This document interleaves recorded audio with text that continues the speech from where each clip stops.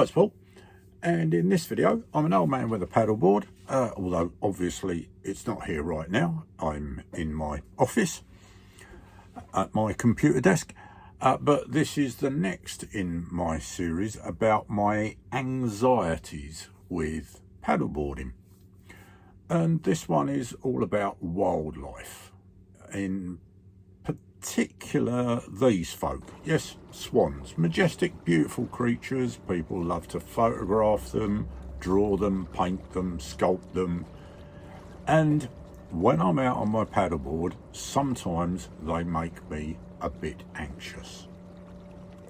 So why is that then? Why do they make me anxious? What is swanxiety, as I put in the thumbnail? Well, here's a video of my first encounter with a protective swan. This was 2022. I'd been paddleboarding for a couple of years on and off. I was still a bit nervous. I was still sometimes a bit wobbly. And as you can see, the way it started out, it almost looked like he was flying straight at me. So after that, once I'd extricated myself from the weeds and the lily pads, I came home and did some research, and this is what I found. They don't bite per se, as they don't have teeth, but they can peck and bruise you with sort of the beak or whatever you want to call it. This has never happened to me. There's a tale that a swan can break a human's arm with its wing. This is apparently not entirely impossible, but it's highly unlikely and would only really be of concern to like babies or the elderly.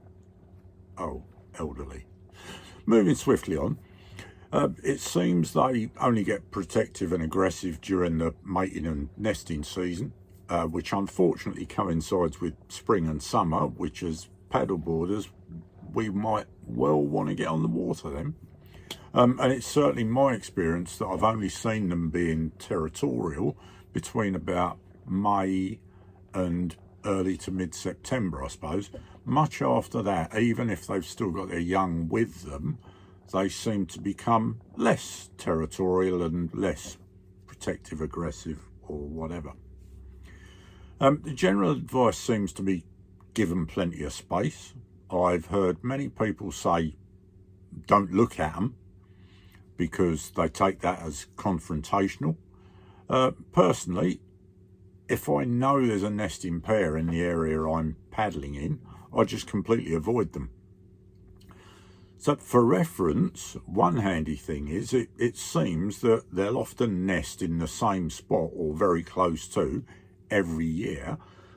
So the two places I normally paddle, I know where the regular nesting sites are, and that makes it a bit easier most of the time to try and avoid them. Although there is a situation that once they've got their young in the water, they do move further and further distances from the nest to feed, and so you sometimes come across them in unexpected places. So what's the worst I've experienced? Well, let me show you, because I have it on video.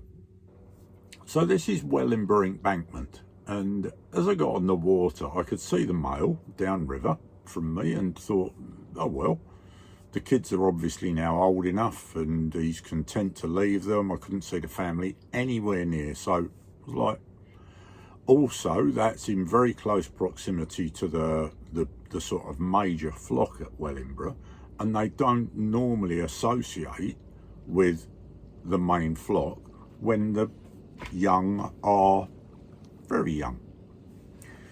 So I was like, right, okay, I'll crack on.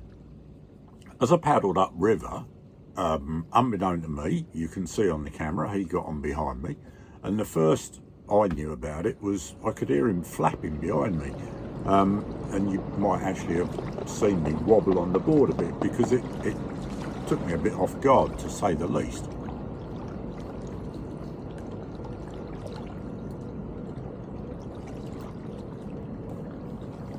But he landed a way back, so I didn't really take too much notice, and I paddled on. I'll fast forward a bit, but if you know this stretch of river, I'd just gone under the bridge by Whitworth Brothers, the Flower Bills, and I heard him again.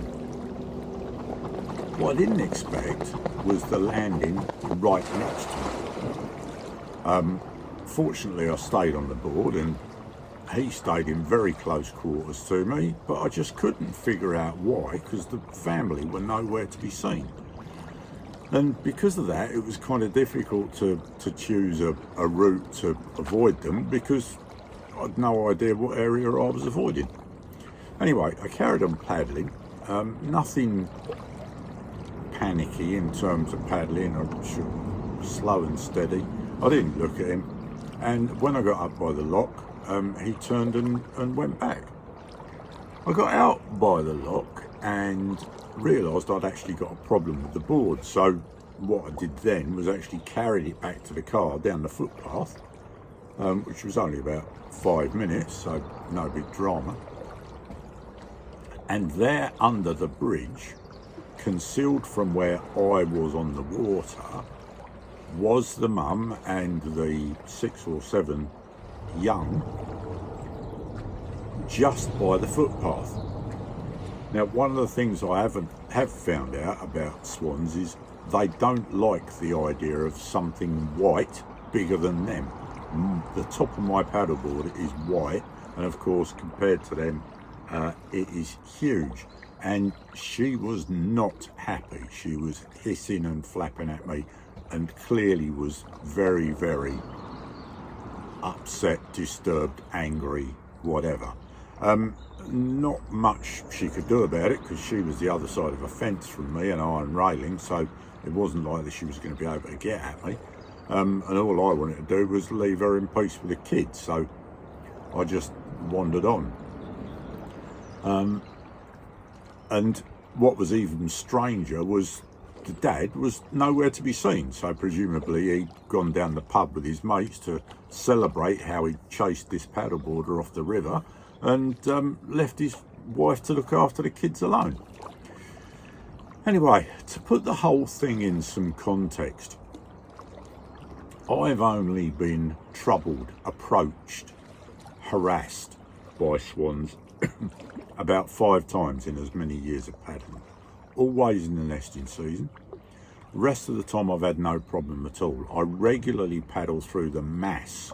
There's probably 40 or 50 odd on a good day that congregate at Wellingborough Embankment, although that number's depleted somewhat at the moment because there's a serious outbreak of bird flu. But anyway, and as you can see on this bit of footage, I've paddled through them and they're fine, don't have any trouble at all. In fact, I've actually also, if you look at this bit of footage, I've paddled past the same family since that the father chased me off, or tried to chase me off. So, has this fixed my anxiety? Well, no. In honesty, maybe it hasn't.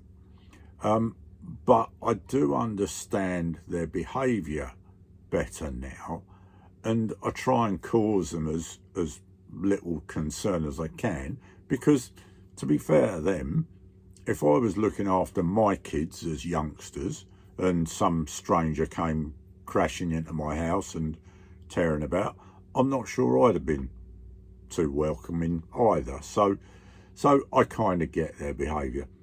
So as I say, what I do is I tend to try and avoid where I know they're nesting. If I do see them, if I can find a way round and steer clear of them, I'll do so. I don't look at them. And yes, they have approached me, you've seen it. But generally, if it seems that if I'm not aggressive to them and I just paddle calmly on, it seems to be the case that they're okay with it. I will say I've looked on places like paddling.com and Song of the Paddle, the canoeists forum, and my experience doesn't match with everybody's. Some people have had a lot worse experience than mine. Some people have had better. And there's various different thought processes as to how to deal with it. But as I say, as far as I'm concerned, they live on the river. I only use it as a tourist. So I try and cause them as least hassle as possible and let them get on their way. So, hope that's been of some help. Thanks for watching. See you in the next one. Bye.